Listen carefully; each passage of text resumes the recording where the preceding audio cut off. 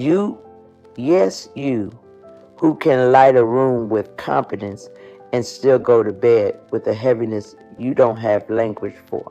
You who hold families together, teams together, plans together. You who have learned to say, I'm fine, in 12 different tones.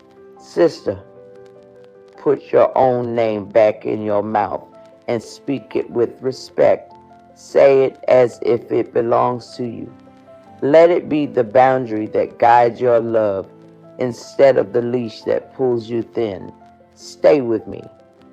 I'm not here to assign homework or hand you a gold star checklist for better women.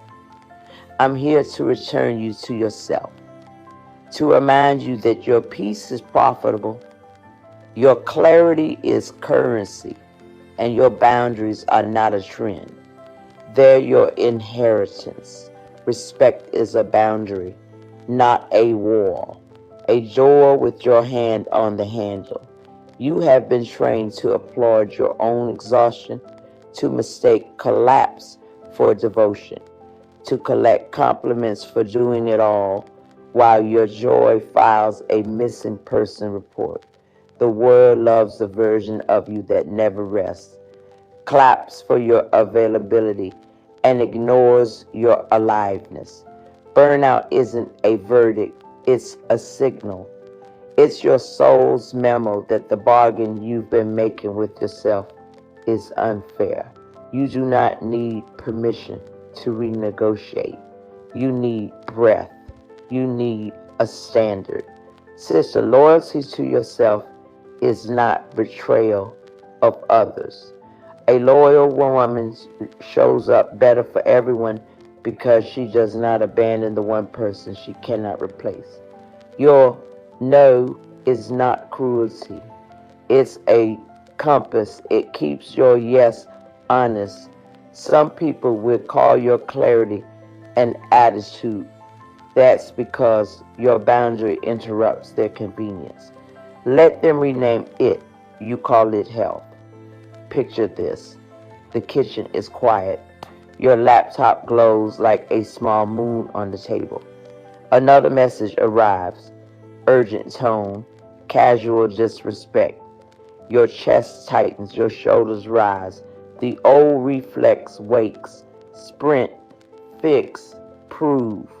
But tonight there's a chair with your name on it at your own table. You read the message. You breathe. You answer with a boundary that tells the truth and keeps your peace. You close the laptop. The room does not collapse. The world keeps spinning. And for the first time in a long while, you are not dizzy. This is how a life changes. One boundary, calmly enforced. You've worn a costume that never fit. Polite, agreeable, endlessly available. The good girl who keeps the peace by breaking her own heart into tiny presentable pieces. Sister, set that costume down now. Good is not silent. Good is not spineless. Good is grounded. A grounded woman doesn't shout to be heard. She doesn't shrink to be liked. She stands steady. And somehow the room finally stands straight too. They told you to choose kindness or wealth, heart or margin, people or profit. False math. Boundaries print money. When you stop donating your hours to guilt, you invest them in excellence. When you price your time with respect, you deliver with joy. When you make fewer promises and keep them beautifully, trust becomes your strongest asset. You're not selling your peace. You're offering your solution. That isn't greed. That's stewardship. Protecting the good you do so you can keep doing it. Will some people leave when you stop being their 24/7 lifeline? Yes, those chairs were rented by convenience. Let them go. The right people remain. The right people draw closer. Boundaries are beacons. They call in those who love your wholeness more than your availability. Your no may sound like thunder in rooms built from your unspoken yes. Let it thunder. Lightning clears the air. Lower your shoulders. Lower your voice. Keep your standard. You can lead a meeting the way you lead a home, with tone, with timing, with truth.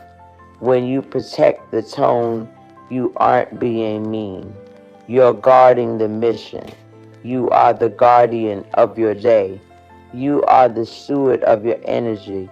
You are the author of your name. There is a sentence for your pocket.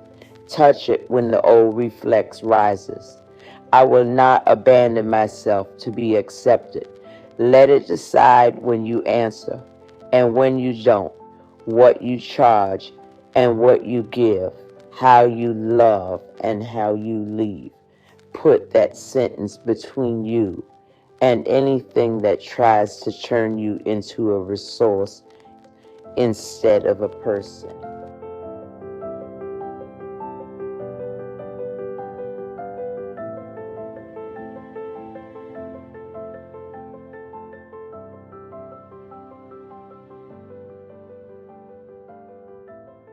You worry.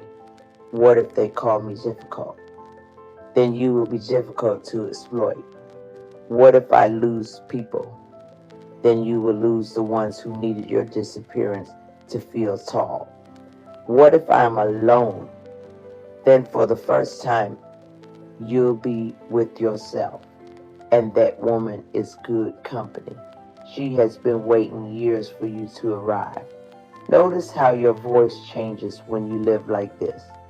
It drops half a note, slows a little.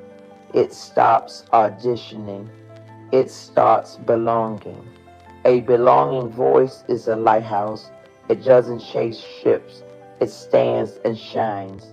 The right ships find their way. The wrong ones steer clear. Peace saves you time. You don't owe the internet proof that you're thriving. Your life isn't a display. It's a dinner table. Feed the people who are actually in the room. Look them in the eyes. Laugh. Put the phone down.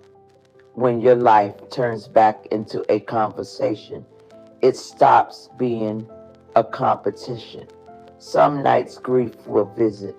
The years you said yes while your whole body begged for no. Let the grief through. Tears aren't weakness, they're witness. But don't build a house by the river. Let it move you to the shore where you meet the woman you were before the world trained you to be less. She'll be waiting with a chair, a glass of water, and your real name. Sit, breathe, begin again. You were told to earn rest with ruin, to sleep only after collapse.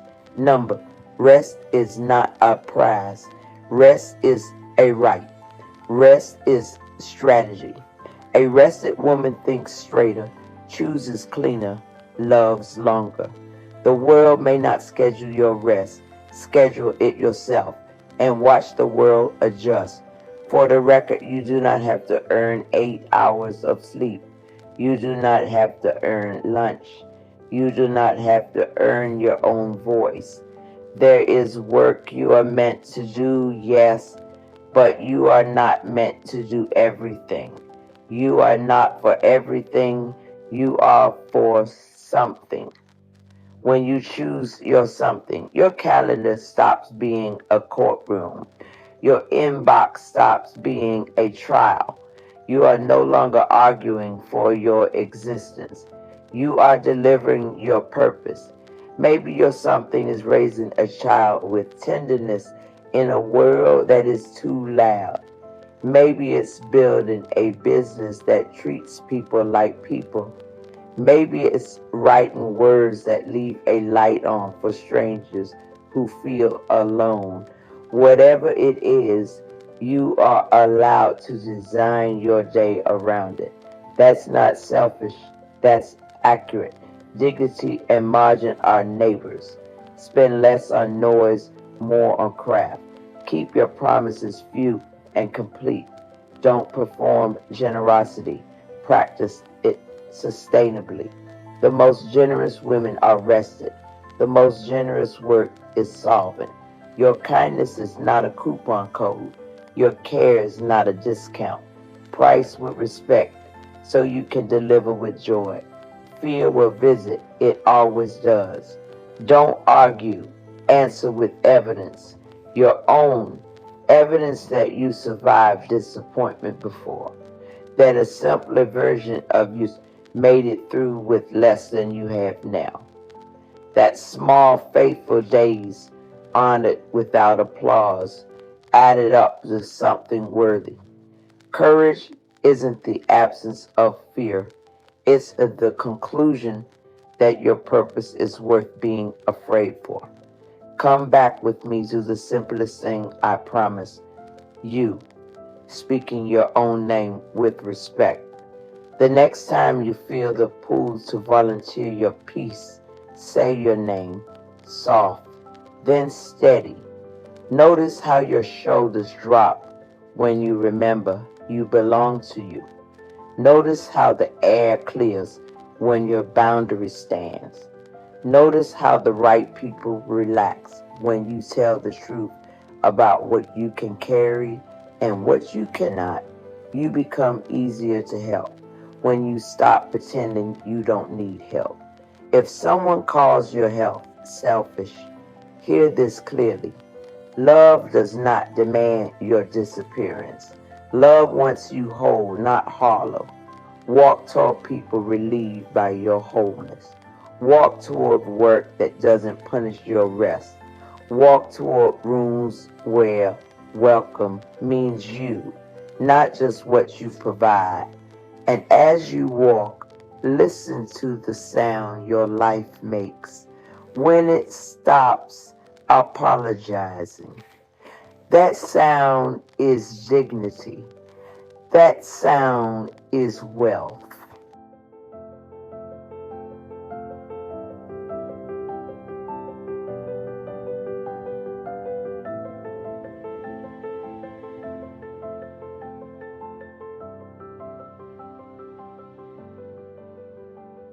I'm not asking you to become a new woman overnight. I'm inviting you to come home to the one you were before the world got noisy. One boundary calmly enforced. One promise clearly made and kept beautifully. One night of real rest without earning it with ruin. One day of being loyal to your own life. Keep your name in your mouth. Keep your peace in your plans. Keep your standards where they can find you. If you do these things, not perfectly, but faithfully, money will learn your address. More importantly, peace will remember your name. The people who stay will be your people, and you, steady, sacred, finally yours, will stay with you too.